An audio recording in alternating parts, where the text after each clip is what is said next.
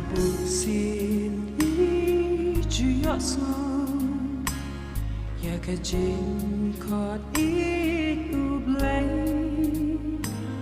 wat lakat nusin ikando kijing pat jing tenju chi shangim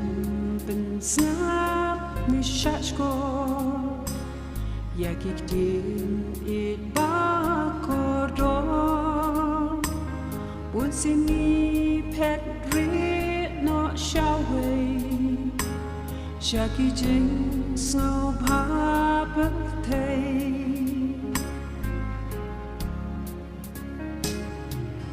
Don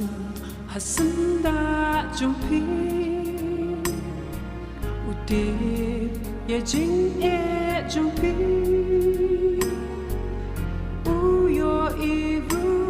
ya donut bak thang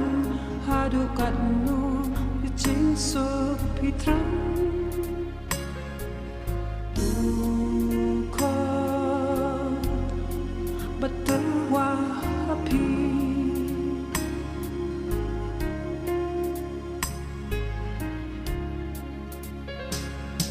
Kilang berat ba lasak ma Basyuyat batur rumah Banye be ya ki Jing thala jong ka perthei Hang taru soi tan utarwa Spapuram bat jing snow pa Henry ba rockin long let no a Ladangi can tide you play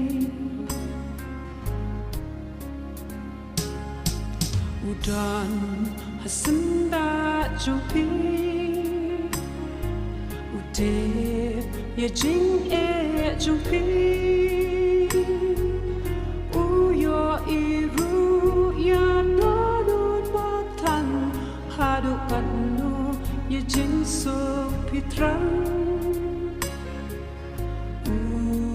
Ukot batul wa happy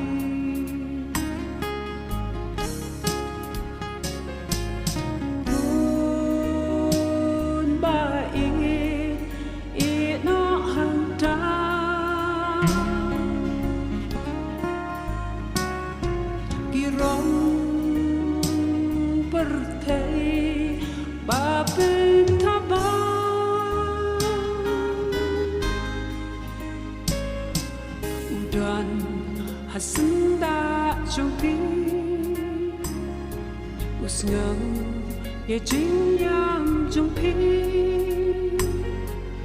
uyo iru ya donut topang hadu katnu pi ut pik thang